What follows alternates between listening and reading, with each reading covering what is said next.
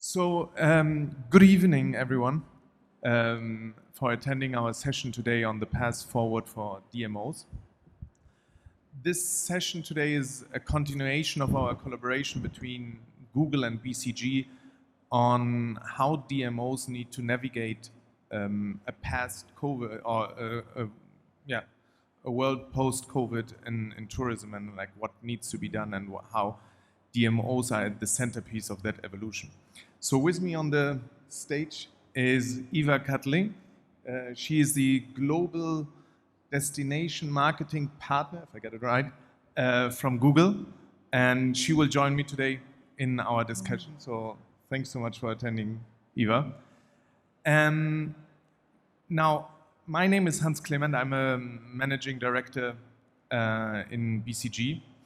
And I have the privilege to help DMOs and destinations here in the region to form and define their marketing and tourism strategy and activate them overall, and have the privilege also to help them in this very interesting time of tourism since the pandemic. Now, today what we want to do is really to explore a little bit the way of like what DMOs have to do as they are at the centerpiece of the travel recovery since the COVID pandemic, and what means do they have, what tools can they put in place to ensure that tourism is overall bouncing back nicely to the pre-COVID level of 2019 and ensure the long-term growth which we have seen in the industry over the past 25 years. What we would like to do and how we would like to structure our session today is we want to answer two questions basically. One is what are the changing travel behaviors and trends which we have seen since the last report which we have published back in September, and where do we see travelers, or what we see travelers are looking for. And the second one is really to say, how can DMOs evolve in that context to develop really into destination management organizations, so to speak, DMOs 3.0, as we call it. So with that, maybe we start with number one. And Eva, maybe you can start talking to us a little bit about the general travel trends you see as Google from the data you have. Sure. Thank you, Hans, and thank you all for joining us. It's a much smaller event, obviously, than it usually is, but it's such a great pleasure to be here. This is actually my first in-person event in almost 2 years now. It's the first time I'm actually wearing shoes to a meeting in 2 years, so it's a major, major milestone for me. So thank you for being here. As Hans said it, and it's a very long title, but it basically means I work with destination management organizations from the Google side. I support our partners in tourism. I also work with industry bodies like UNWTO, European Travel Commission, and the likes. And basically, my mission is to help tourism organization leverage Google data and Google platforms for the recovery of tourism. So that's it in a nutshell behind the very long title. So to answer Hans' question on what's changed since we last published our joint work and had a webinar for DMOs, I would say everything and nothing.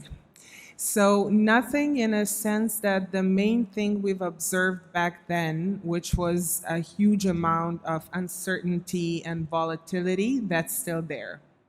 And that's not going away. So the nice planning cycles and patterns that we had in the industry up until 2020 are definitely gone, and they're disrupted. And trying to form or catch or identify new patterns is still very, very difficult. So I think that remains the same. That will remain the same for some time to come. And that's definitely the key thing to keep in mind, because I think it requires all the stakeholders in tourism to keep a very, very high level of agility and understanding of what's happening in the moment. Having said that, I will take you through a couple of slides just to show you how some of the data points from the Google platforms have changed since we last spoke. But again, bear in mind that everything that I'm showing you today may not be true tomorrow, and it also varies per country and source market. So, but this is just to give you a flavor of how things are going. So we are seeing that the international air travel searches on google.com are slowly picking up every day, but this is still very slow and still way below 2019 levels. Now, Google search is a good indicator of intent, right? So you can, if you want to understand how people feel about something, you can ask them in a survey, but you can also look at what's happening at google.com and what they're searching for, because this, I think, illustrates their true intent and interest for some reason. The other thing that we're seeing is that what people are searching for definitely continues to change every month. So last year, when we did this analysis at the beginning of the pandemic, people were asking a lot of questions, trying to make sense of what this means for travel and whether they can travel in the first place. Now they're getting more granular. They're trying to understand the rules and the procedures and what's the meaning of things like travel corridors. And basically, the one question that always remains is, when can we travel and where can we travel? And that's what everyone wants to know. But again, these queries, you will see they're impacted every month by the public health situation. They're impacted by the vaccination pace. They're impacted by a number of things, which is why it's very important for DMOs and all the other travel stakeholders to stay on top of these questions. Like, these questions need to be answered by someone. DMOs are best positioned to answer them, and they need to think about the kind of content and channels they need to use to answer those questions. The third thing that we've seen since we last spoke is, although the search for travel is decreasing, the interest in video, not just travel video, but video overall, has skyrocketed because people are turning to YouTube to basically cope with their new reality. And to learn how to be more productive working from home, to learn how to homeschool their children, how to deal with stress, how to cook, etc. And so this, I think, is a great opportunity for travel brands and for destinations to connect with their audiences in a context that's perhaps slightly different than their traditional travel content, but still it's a great opportunity to step in and meet a need. So I always use the example of destinations that are big on food. If you're one such destination, you can definitely step in and help people cook from home and build that brand equity, although people are not traveling to your destination at the moment.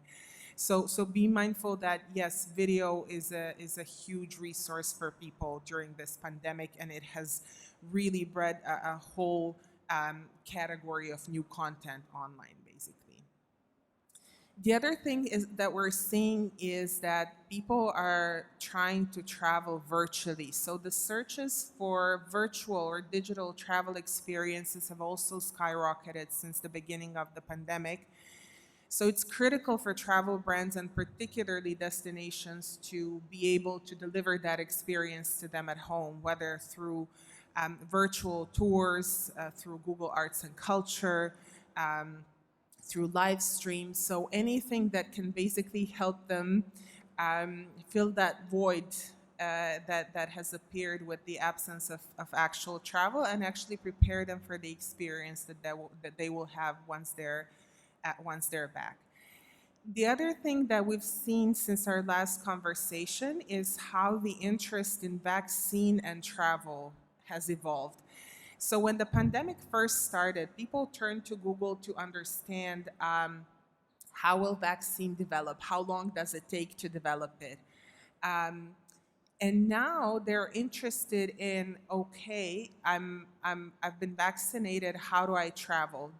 Is there a COVID passport required, or do I need to be vaccinated to travel to a particular destination?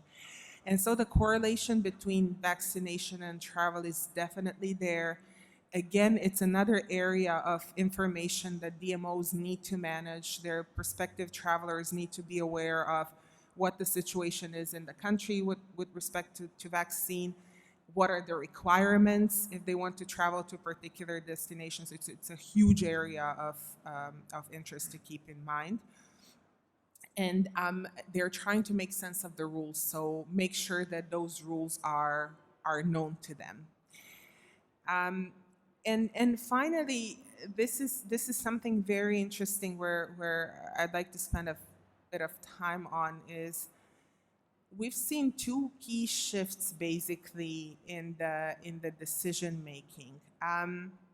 The first one is what we call from having three spaces or having the third space to one third of a space. And the other one is the question that we used to ask ourselves at the beginning of the pandemic, which is it safe to do something? The question now is more along the lines of, is it worth it? So let me explain. We like to believe that prior to the pandemic, a typical person would have three spaces in their life that they would frequent, right? Their home, their work, and another space or spaces, whether they're recreational or restaurants or places you used to take your family to. And if you think about it, people have been reduced during the pandemic for extended periods of time to actually one third of the space. So within their homes, they suddenly had to work and educate their children and have some fun and relax themselves. So everything is confined to this one third of the space. So what happened initially is that all the search queries related to things you can do at home really shot up at the beginning of the pandemic, right? How do I cook at home? How do I work from home, etc. The other thing that we observed is that at the beginning of the pandemic, everyone was asking, is it safe? And the majority of those questions were related to travel, which, if you think about it, makes sense, right? Because travel was one of the first industries that was impacted. But as time goes by, we're seeing that those searches are reducing in volume and they're becoming more granular, which tells us that people are trying to figure out whether a particular experience is worth it. Not purely is it safe, but if I make the effort to travel somewhere now, is that really worth it? Am I at the health risk? Will it be money well spent? Will I have the same experience as I would if it were not for the pandemic? Will I have to go through tests? Will I have to wear a mask? So I think people are now getting a lot more sophisticated and granular in what they're asking, trying to figure out if it's worth it. And that, again, is a huge task for DMOs and for travel stakeholders to answer that question. So it's no longer just about, is it safe and do you have the protocols in place? It's also about convincing that person who has to sometimes jump through the hoops to get to your destination that that's really what they should be doing with their time and money. So I think that's the critical shift that we've observed. And that's exactly what we wanted to get out of the discussion and our overall collaboration. From the shift from September, when everything was so uncertain, the only certainty that you couldn't travel, to, okay, there are places which are open to travel, but people don't know what they need to do, what they are expected at the destination, and so on. So maybe from here, what do you think, shall we switch over to then the second topic, which we discussed overall in terms of like, what do DMOs overall need to do? And I think this was where we started the overall concept of, we defined it, I think, as DMOs 3.0s. And for us, the important element was really around saying, it is not destination marketing organizations anymore. It's really the focus needs to be on destination management organizations. So that is really the key focus. And I maybe starting from there, because we have introduced in our last paper the concept of this analytical lighthouse, no? So that we are overall saying now, similar to a lot of other companies which we see in across industries, that it's all about data-driven decision making. And it's not about the analysis of like past historic data on like what have travelers done in the past, and therefore deriving recommendations for the past forward. But it's really around building up this predictive capability in order to understand what will come next. So maybe we start from there, because I think this is gonna be imperative and at the centerpiece on like how DMOs will operate in the future. And I don't know, maybe you want to start a little bit to think or to tell us what you see, what is important on that data-driven decision making and the concept of this analytical lighthouse, we call it. Sure. So I think it's not a secret that DMOs and travel companies sit on a lot of data, right? So there are various sources that we can use to understand a lot of different things. And so I think it starts with an understanding of what you need to know as an organization, and which tools, which resources, and which processes can give you that information. As I told you earlier, everything that I'm showing you here may not be true tomorrow, or it may not be true for all countries. So the ability of DMOs to be agile in how they source and process and implement data is critical. And our experience with DMOs, obviously they're very different levels, but a lot of DMOs tend to have traditional processes in place where, you know, you would take a year to collect the data from various sources. Perhaps that would go into your marketing planning, perhaps not. And so now all of that has been disturbed, and the ability to leverage digital platforms to understand what's happening and what are the things that are relevant to you is critical, as well as having the right people and to make sure you're implementing that. Again, the other thing about data is that it keeps changing. So defining what it is that you're tracking is paramount. And being prepared, what data enables you to do is basically be prepared for a variety of scenarios, right? Rather than being reactive and just waiting for things to happen and then doing something about it. The whole purpose of using data-driven process is to be able to shape your decisions in advance and have a scenario basically for every situation. I think when the pandemic started, a lot of us were hoping that it would have like a nice linear progression, that it would go through 2 or 3 stages and then it would end. Yeah. Somehow we're now seeing that that's not happening, that there's a lot of back and forth. Countries open and they close down, and sometimes the vaccination is going well, sometimes it's not. And so for countries to be able to plan for all the different scenarios and all the different audiences and mindsets that have come out of this pandemic is critical. Some of the mindsets that have been produced by the pandemic are perhaps temporary, but there are some things and some trends that are probably here to stay. I, for one, don't see myself ever going into a hotel that's at 100% occupancy. Not necessarily for health concerns. It's just that I don't think I can tolerate that kind of hassle anymore. So understanding which trends are here temporarily and which ones are here to stay will be critical to the DMO's ability to adapt and to have the right response for every situation. Yeah. Eva, I really love this concept, what you showed earlier around like the shift from third space to 1/3 of a space, and then really from is it safe to is it worth it. I think this is paramount to all the decision making which DMOs need to answer going forward as well. So maybe we can shift to, and you can explain that a little bit more, because that is also creating a different dimension to what we have traditionally seen for DMOs, no? From a classical segmentation, when they thought around what are my visitor segments, what are my geographies where my travelers are coming from, what are the travel preferences in terms of booking, where do they want to stay, and so on. All by sudden we are introducing a complete new dimension. So maybe we can talk about that a little bit, because that will fundamentally also shift the planning process and the process in terms of like how do we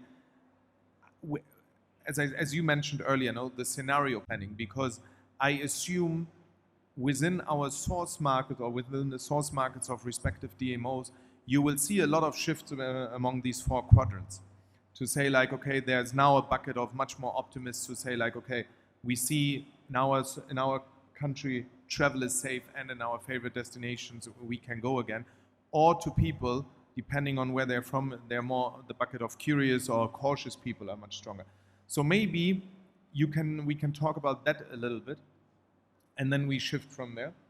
Sure. So I think this isn't a tool that's set in stone by any means, but I think it can help DMOs structure their thinking around the content and messaging that they need to have. Because the one question that we get from everyone is, okay, so what do we do? What do we communicate? What if our country is closed for travel or semi-closed for travel? What should we be doing?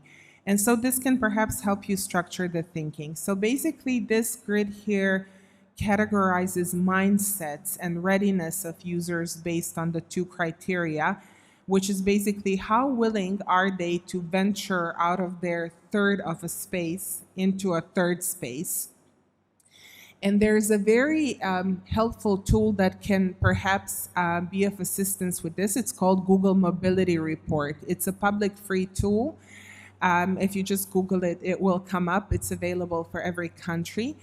And this is real data, real-time data that actually comes from Google Maps that shows you the readiness and how much people are actually venturing out into public spaces in particular countries. So whether they're going to restaurants, parks, cafes, libraries, and etc. So that's about our readiness to go out, to travel, to explore, to move out of our confined space. The other axis is around whether people are closer to the is it safe mentality or is it worth it? And so based on that, there are four categories. The open ones are those who are ready to go and they just need to be convinced that it's worth it, right? They want to travel, they're out there, they're just deciding which destination they're going to and exploring their options. Let me share something interesting with you. Even before COVID, more than 50% of people who were researching travel online did not have a destination in mind. So your audience can be pretty much anyone. People you were not considering could be convinced to come to you because maybe they started off their search with the Mediterranean cruise, but ended up on a Caribbean beach because these things happen, to me certainly. Yeah. And so if this was happening even before COVID, imagine now all the consideration on where and when and how people can travel. So those are your prime prospects, people who are open and who need to be told that they can come to you and that if they do, it's definitely worth their time and money. Then on the left, you will have the optimistic ones. They're the ones who are not quite ready to get out of their safe zone, but they're definitely higher up there on exploring whether it's worth it. So, if you reassure them that it's okay, and you have messaging around that, that can be one strategy to talk to them. The other two are perhaps less willing to venture out, so they need more convincing, more reassurance. And so there needs to be a communication strategy, and then and not just a communication strategy, but potentially a product strategy, a full marketing strategy around each of these mindsets. And people will fluctuate between them as the situation changes. So someone who was cautious might become open, and vice versa. And that's why that agility and multiple scenario planning is so important. Great. Maybe we move now, because we said that there are multiple dimensions of our DMO 3.0. No? So one was at the core of it to really have this analytical lighthouse, as we called it. No, but that's one of the elements. And then the second one, which we just discussed, was the overall planning process, the scenario building, sort of like the agility of this whole process overall. No, I think one other element was also in terms of like having, for instance, now the consumer archetypes which you just described in mind. We were also saying like the shift from marketing into management will also need to be very evident now from an operating model, or how DMOs conduct their business going forward. Because as you said, this is not only about messaging, but it's also around ensuring that the product, the services are on the ground, in place, no? And Correct. therefore Yeah. And this is something where you do a lot of work, is my understanding, in the whole stakeholder outreach area. So. Exactly. And that, I think, is really the third point which we wanted to come to say, like, nowadays DMOs really need to spend much more time on everything when it comes to stakeholder management. I think they are really at the centerpiece of the recovery of all the tourism, and they are in a position which they were not necessarily before, because nowadays the interactions of a DMO with, for instance, the public health authorities, with the immigration authorities, with like things like national disaster committees, these are all elements which they were not at the forefront on, and like basically just on the receiving end. What we see now, very successful destinations overall, or how they operate, is that they are providing significant input into the decision making of a country to also ensure that messages are simple, are to be followed by all the private stakeholders, by all the other public stakeholders. So for a tourist, as you said, in the intent phase of the search, someone can say easily, okay, I need a vaccine, or I do need a PCR test on arrival and at departure, but that's it. So things need to be extremely simple, and therefore we believe that DMOs have to have the seat at the table. And right now, when we look at certain destinations, Dubai, I think, is a fantastic example of it. A DMO who sits at the table with the other government stakeholders and make the norms and the decisions for the country or for the destinations, they are very successful in attracting visitors. Other destinations where DMO is still very much on the receiving end, you see that there's a lot of uncertainty, and that travelers are less bound to come. So I think stakeholder management on a local level, but also on a national level, is becoming extremely important as the new DMO 3.0, because it's beyond purely health and safety, but it's overall the entire experience. You're spot on. And there's so much more complexity to it now than 2 years ago, because 2 years ago the whole process was a lot more predictable. Yeah. Whereas now it's changing daily, and there's so much uncertainty, and there's a burden on DMOs as well to communicate clearly and set the expectations for the travelers. And so their role should by no means be passive and just relaying that message, but also in shaping that experience. And I have no doubt that the vast part of that experience, even post-pandemic, whatever that means and whenever that comes, will be largely digital.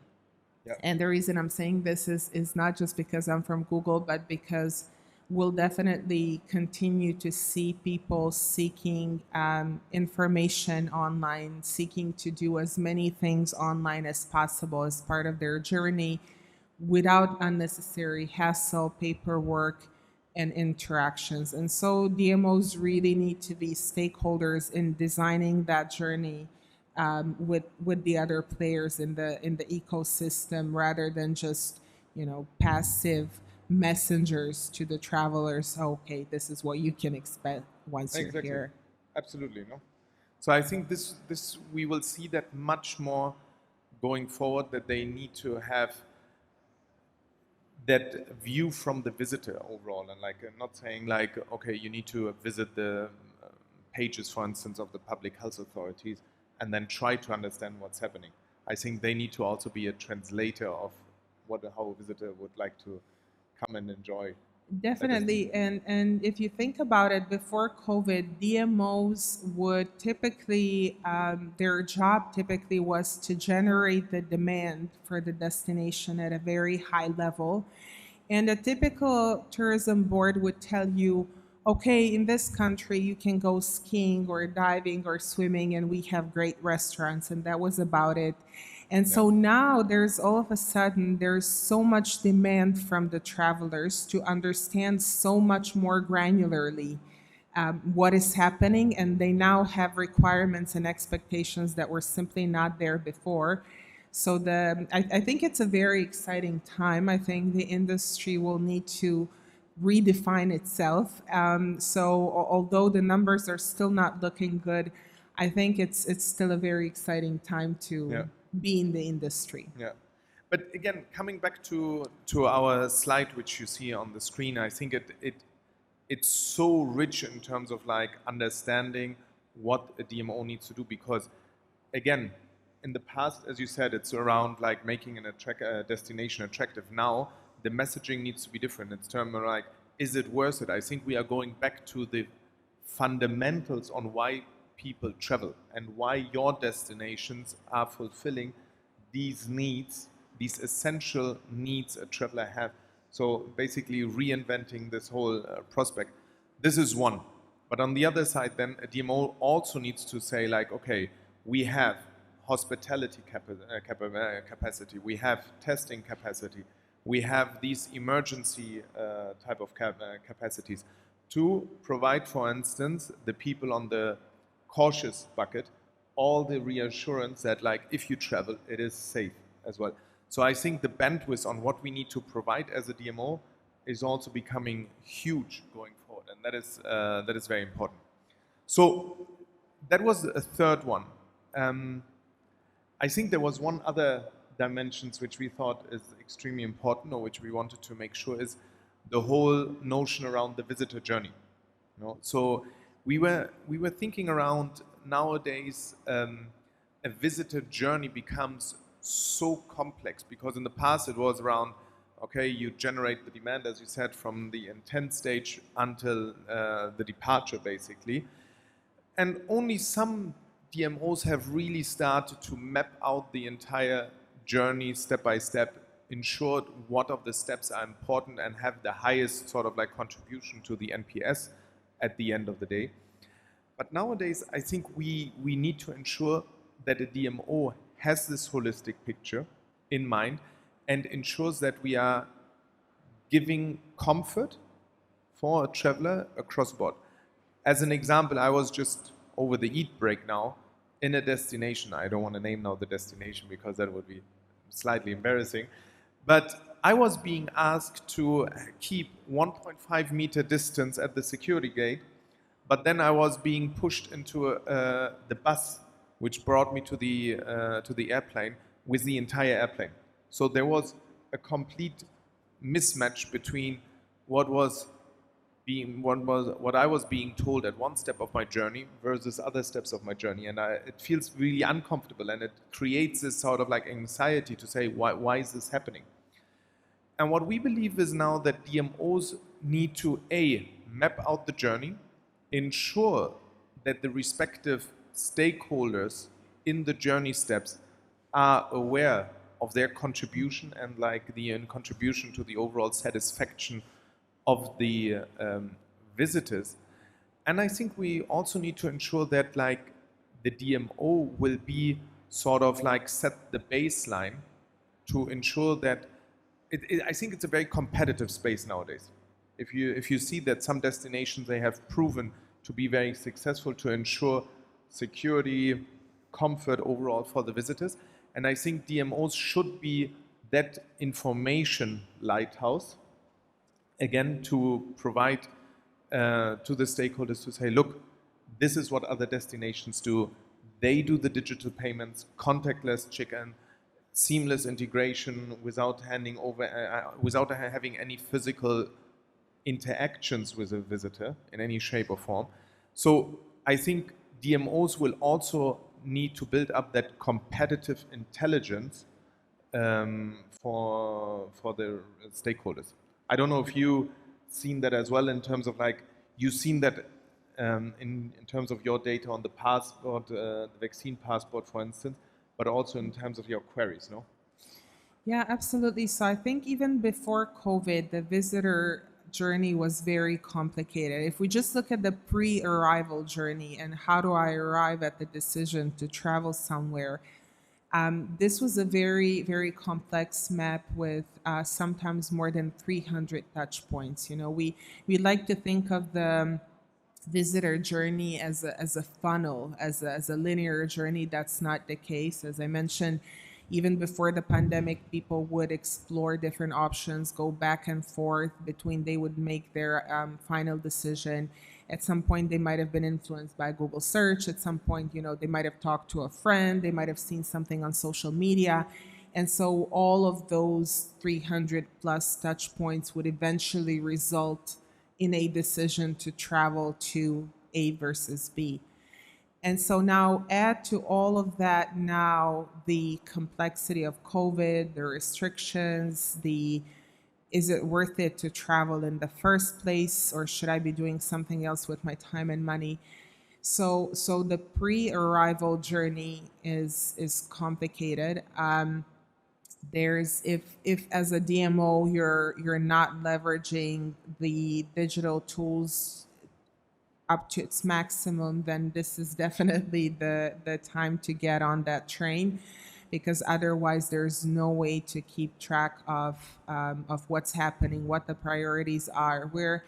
When we talk about the journey, we look at different sources, right? We look at Google search because that's a very good indicator of intent. We look at YouTube. It's a place where people massively consume travel content.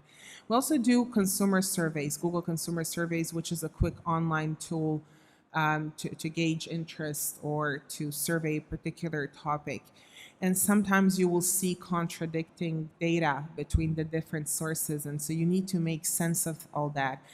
And that's, again, why having those capabilities is now critical, because the answers are out there and you can get them.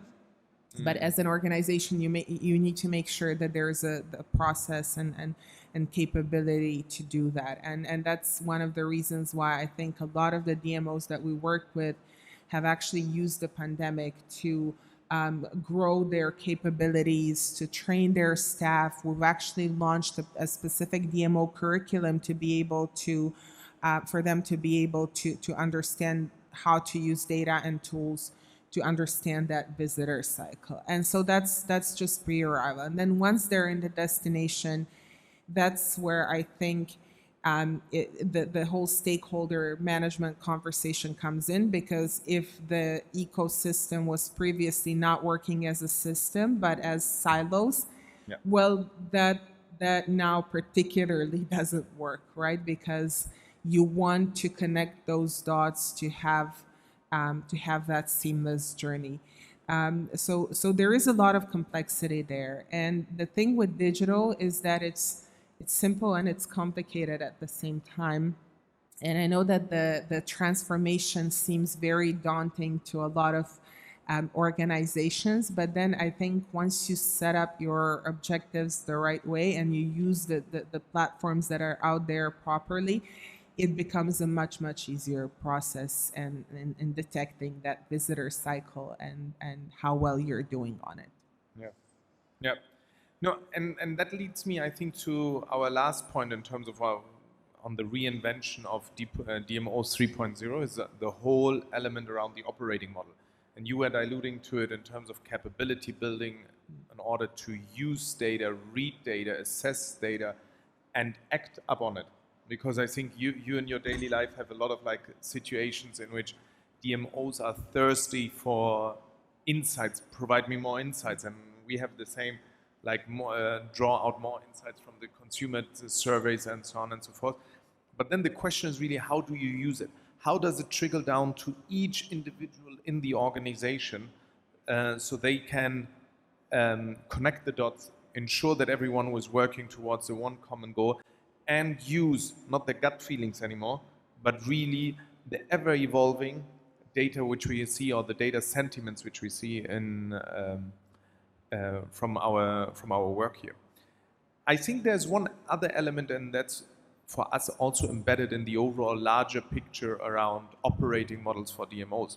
When you were saying the visitor journey is absolutely critical in our view to make a destination really attractive, fulfill all the requirements from the visitors, and score relatively high in NPS scores so that you have a repeated type of visitation, because that's overall how you drive down the cost of activating future visitors as well.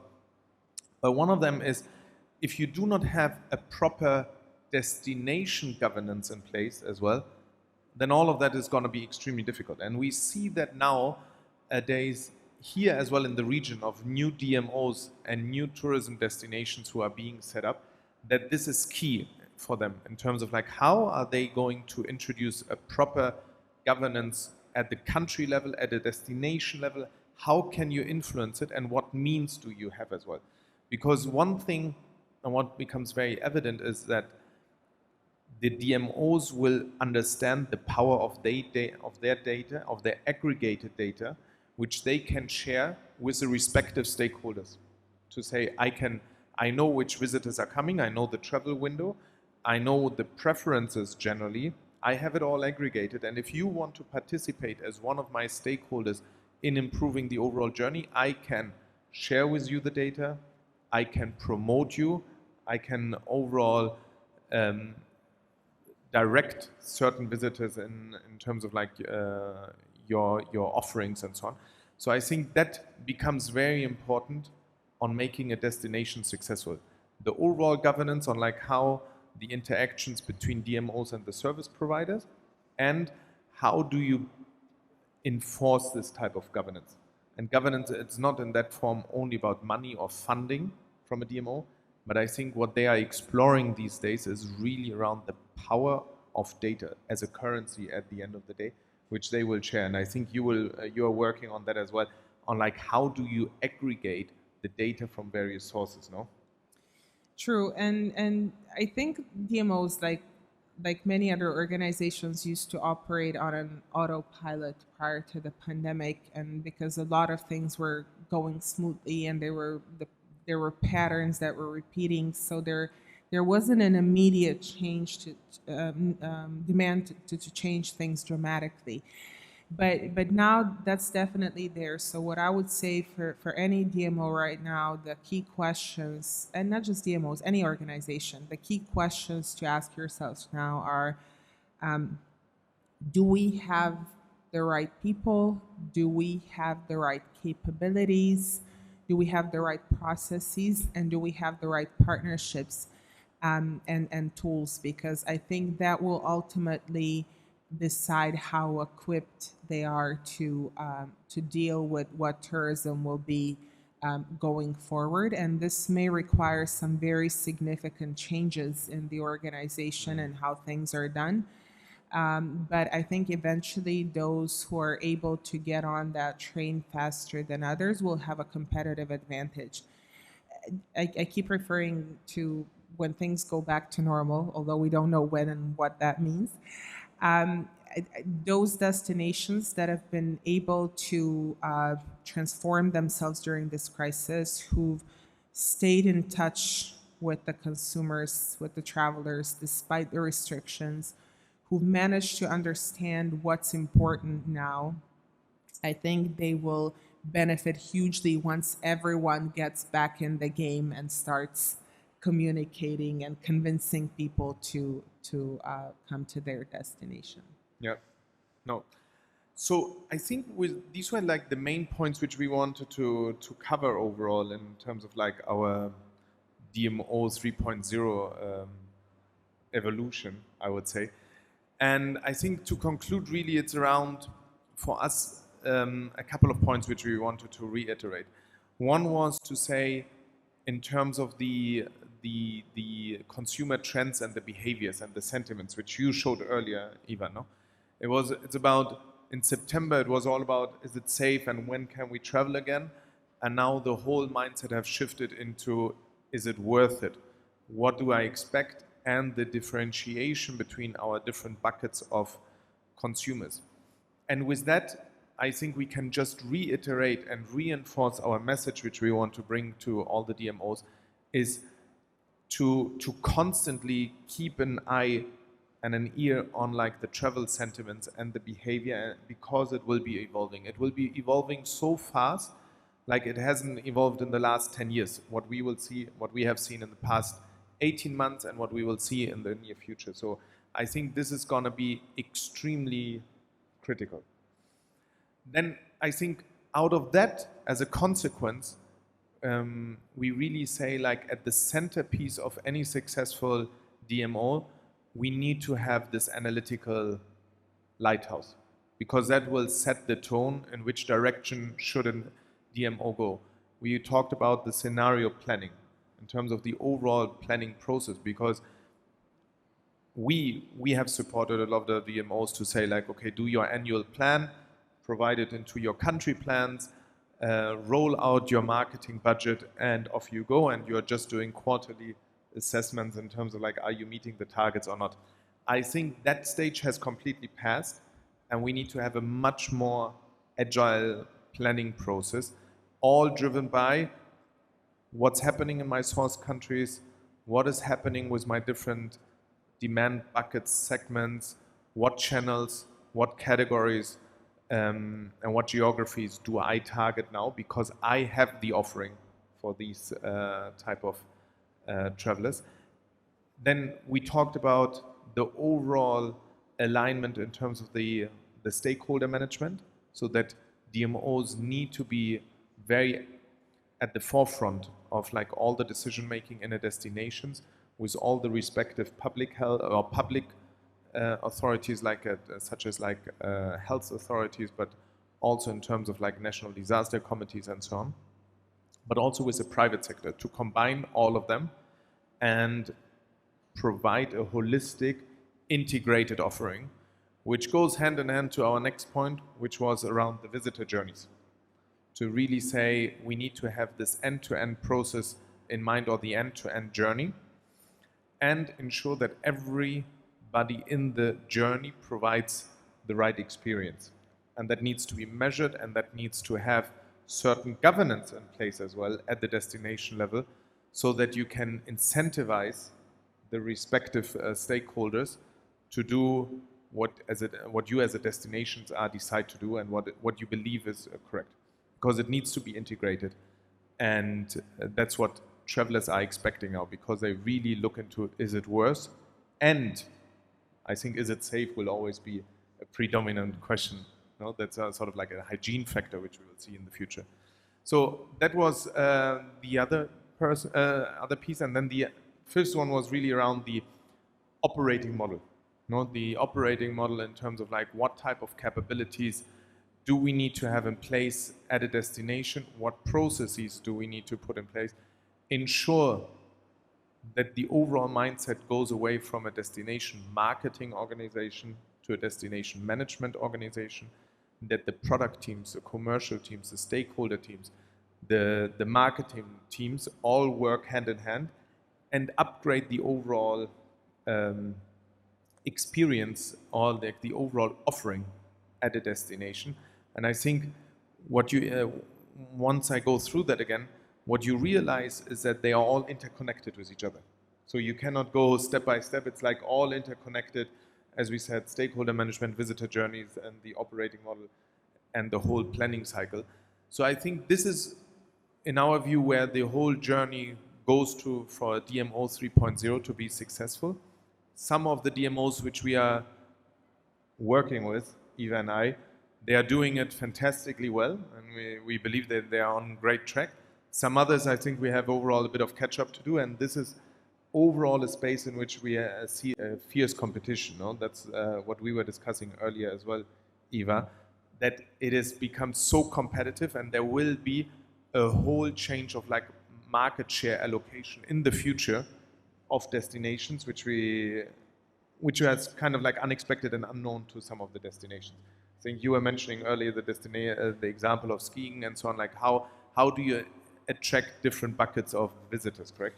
True. Some of the that's another thing we've seen during the pandemic is how some of the unexpected niches and destinations have benefited because people could no longer travel to their usual destinations, or they couldn't do the things that they would normally do at a certain time of the year, which gave the opportunity to some of the less explored places and less explored ways of spending your time to rise. But these things will keep changing. That's why you're spot on. It's very important for DMOs to stay on top of this. I think COVID just expedited the transformation that was meant to happen anyway with DMOs. As Google, the number one request that we used to get and that we still get from everyone, as you can guess, it's data and insights, right? Everyone wants data and insights from us. It's what can you tell us about this, or what can you tell us about that? And my question is always, so what do you do with this? I'll share the insights. What will you do? Will it translate into a marketing campaign? Will it translate into a product? What do you do with data, and how do you do it? And occasionally we see examples of where DMOs are able to translate what we're telling them into an outcome, and then that's really brilliant. That's the data-driven product and marketing. So I think that transformation was starting to happen before COVID, and we expect that it will be expedited and continued now with the new reality actually that was brought on them. Perfect. So I think with that sort of like conclusion of our session, we would be happy to answer any questions. Otherwise, thank you so much for attending today, and we hope that we will have more face-to-face interactions again and move away, a little bit away from the pure online session. So thank you for giving us the opportunity to be here today. Thank you. Thank you from my end as well. Thank you, And Ida. if you have questions, I was told to instruct you that there's a mic in the back. Oh, this is like in school where someone has yes, to stand that's up where and the questions like are present. asked. Oh my God. I don't know if people will do that. Thank you so much. Thank you.